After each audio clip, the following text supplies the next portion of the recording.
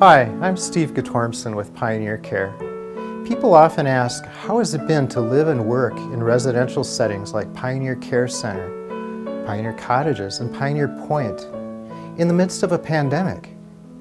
For us, it really hit home in the spring of 2020.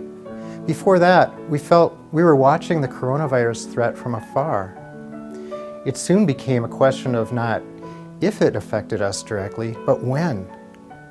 By March, we were prepared and we began the fight to keep everyone safe. We didn't realize how long that fight would go on. In the following program, we've gathered stories about PioneerCare employees, residents, and their family members.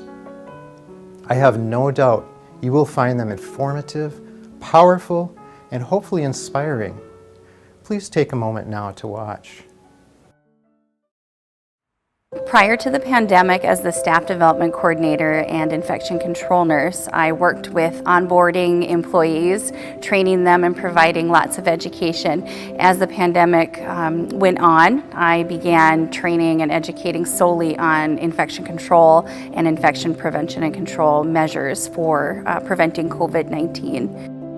It changed very frequently. Sometimes it was a weekly change, sometimes there was a change in a day, and then we'd have to have meetings to plan and roll out the new changes, and things could happen within the drop of a hat. When COVID began, our staff were prepared, we had planned, we had put things in place so they would know what to do. And some of our greatest fears or challenges that we were anticipating were going to be non-compliance to the infection control guidelines. And our staff here, knowing what to do and how much they cared for our residents and each other, they welcomed all those changes with open arms. Most earth-shaking moment of the pandemic was when we decided as a group of facilities, Pioneer community in whole, to close our doors to visitors. And I remember going to the boardroom as a group and meeting and saying we have to close our doors so that we can keep our residents and our staff safe here. And that was one of the most difficult things that we could have done as a facility, to tell you you're being cut off from your loved ones. December 16th of 2019, we ended up bringing our mother in here. We thought we were just coming for therapy for a couple of weeks again, but that didn't work. But we brought her here because we had had her here 3 different times for therapy, and so we were very comfortable at having our mother here. When we found out, and we didn't want to believe it, that COVID hit here in our small area, I came home one night to do my taxes. I had a long weekend. The first thing that happened, in the middle of my taxes, my dad called and said, "They locked down." I said, "What do you mean?" "You can't see Mom." And my heart just broke. When our first resident was diagnosed with COVID, they had no symptoms. They were well throughout their entire quarantine. We had to move them to a special unit that we had set up, the COVID unit, and they went there and they embraced that as well, and our staff who worked down there embraced that. We basically were fighting an invisible enemy here. My mom, Thelma Monkey, was here over the course of the last 2.5 years. She was here in the COVID era, and it was a very difficult time, but the staff at Pioneer did their very best to keep the activities going, even with all the restrictions that were here. I myself got a chance to be an essential caregiver, so I got a chance to come at least when the restrictions were lessened once a week to get a chance to see her. And so it was a difficult time for all concerned, but it sure was nice to have the support of PioneerCare over the course of that time frame. Unfortunately, per resident, there was one essential caregiver that was allowed. I know, so in my case, I would bring the computer in and Zoom with the rest of my family over the course of that time frame. So we might have 12 people online when I was in the room, and at least that provided a little connection to family.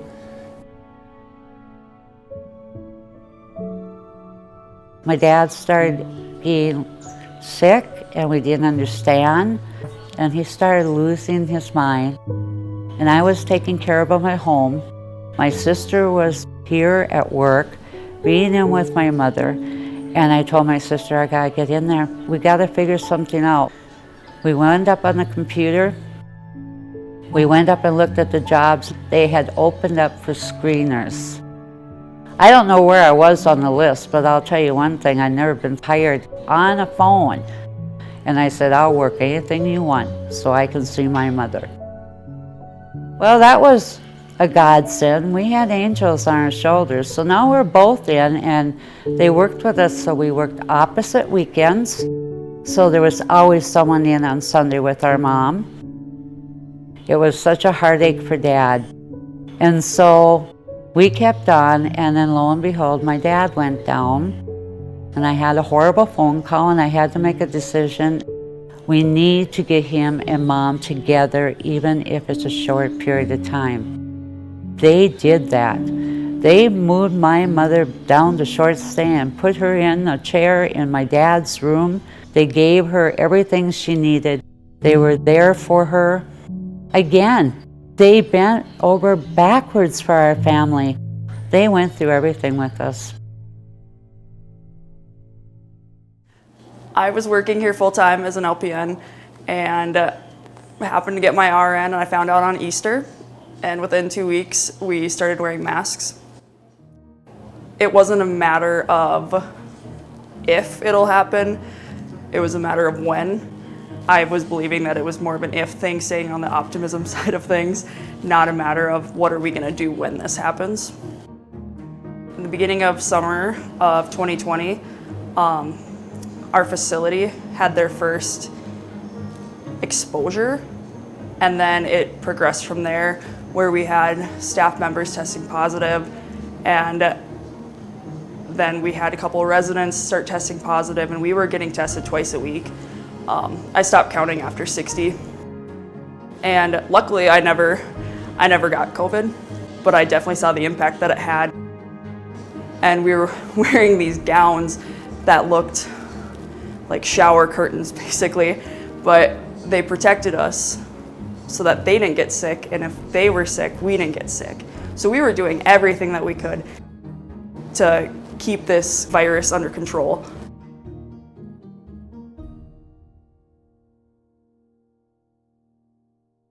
The day that we really knew that COVID had entered our building was the day that we came in, and there had been 19 staff members that had called in with either COVID-like symptoms or that had tested positive with COVID. Throughout the day, we received more call-ins, and we knew we were going to have to start implementing some emergency staffing patterns. There was no warning and there's no manual to go with that, so it was a lot of reactionary efforts and great teamwork. A lot of our staff were concerned of bringing COVID and having contact with COVID, and either bringing it into the building or having it and bringing it home. The one thing I truly learned from it is you can't anticipate what somebody's fear is. Their fear is genuine, and you can give them a lot of facts, and that's what we did. We had group meetings so that staff could ask questions, and the more knowledge that they could have, the better that they were equipped to deal with the situations that we ran into. I'm very proud. I say proud, but yet it's not just my doing. It's an entire group of staff. Our managers and our team leaders, our direct care staff, they all worked together. They all formed a bond, and they helped each other out. It was incredible to watch. It was incredible to be a part of. It was scary. You never knew what was going to happen from day to day. Rules changed all the time. We survived, and we came through it stronger.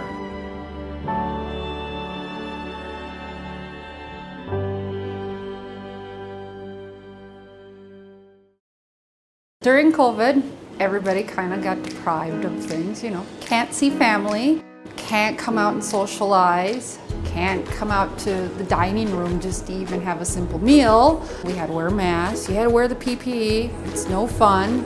And I was trying to entertain myself a little bit.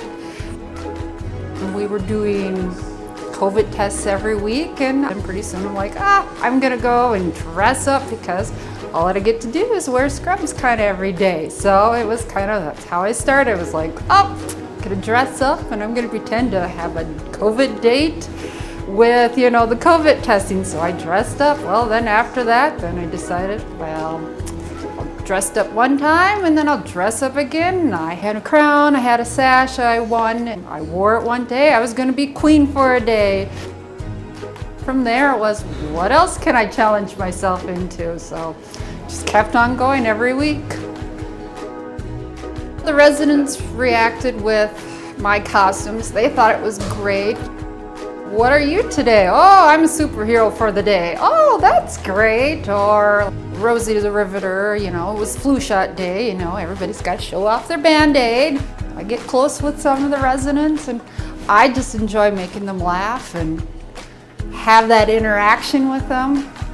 So I guess COVID with just adding costumes was just one extra way of doing that. The challenge of having happy staff morale was incredibly difficult.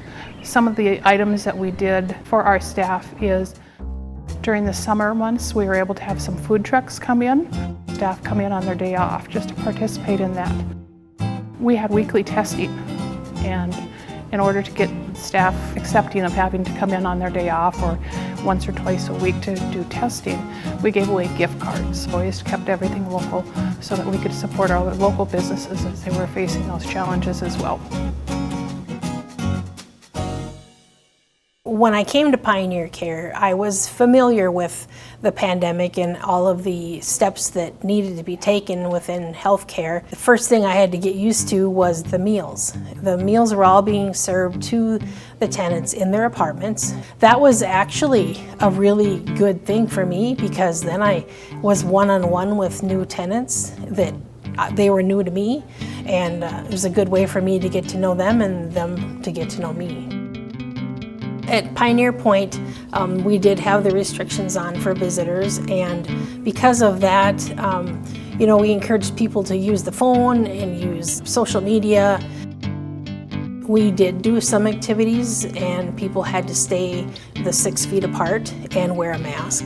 And we put out a sign-up sheet, and we limited the number of people who could participate. So that was one way of getting socialization still moving forward for our tenants so that they weren't just caught up in their apartments the whole time. In April, we opened the dining room so the tenants could come downstairs and eat together. We did limit it to 2 people per table. They were ecstatic. We even went out and got big helium balloons and we decorated all the tables, and it was a party. We had a special meal for the first meal back to the dining room and tried to make it real special. At Pioneer Pointe, one thing that we continue to do just to monitor our tenants is we do take their vitals every day. Then we're able to reassure ourselves that everyone is feeling okay and that we can stay on top of any illness that someone should have. So that has been a very positive thing for everyone, just to have that security that people are well. The timing of when I came to Pioneer Care was right when the pandemic was just taking hold. There's always the need for visitation. That tends to be the thing that gets sacrificed the easiest. And so that's been a particular challenge for me, is in the midst of all the changes and to continue to maintain that emphasis, that priority on one-on-one visits with people. The role of music and worship is almost indispensable. There have been times where we've had to learn how to conduct worship without having piano or organ support. But then in times where there's been a lockdown or are not able to come into the building, then we've had to adapt. I've used Spotify quite a bit in creating playlists and worship folders that then I can lead worship on the fly. Another big enhancement that happened during the pandemic in January, we had television capability put in place so that we could televise the worship service that was happening here directly into residents' rooms, which was just huge. The television really helped us to be able to meet people where they are for worship and for Bible studies, and find many YouTube videos of hymns and visual images that we can then have right on the television screen. When the vaccine came out, I was elated. I was feeling that this was kind of a means to an end for us. I was so excited to offer it to our residents and to our staff, and I was hoping we would have every single person welcome it with open arms. And I remember stories of my grandmother, and when she had friends and family who were dying of polio, and when the polio vaccine came out, I remember my aunt saying that my grandma got the phone call and they started crying. They were just so excited for this to be over. I think that PioneerCare and the whole staff stepped up. They had to come to work under all those restrictions themselves. They had to make sure that they took care of their own health, along with looking after, the residents that were here. Because of that, I'm just very appreciative of everybody that took the opportunity to come in each and every day and offer the care that was needed to many of the loved ones here that were in desperate need of that, and probably even more in the sense of not being able to see family members. So they needed to make even more personal connections with residents in order to keep their spirits up during what was a difficult time for all of us. So the pandemic has given us an opportunity to really show how we are interconnected, and we have a collective responsibility to care for one another and care for our planet as this pandemic has dragged on. We're hopeful that we can make a real difference in our community and in the world by caring for one another, and we thank God for that. On behalf of the Foundation, thank you for watching. We hope these personal stories give you a clearer picture of life within our living settings during the pandemic. We, the caregiving staff, and the people we serve have been rocked by its consequences.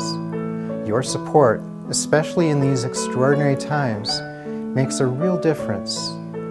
You can make that difference by contributing financially to PioneerCare Foundation. For example, during the pandemic, generous donors funded technology to reduce isolation. The Foundation provided bonuses to reward our caregiving staff, and it continues to support the good work of PioneerCare. Please consider donating today.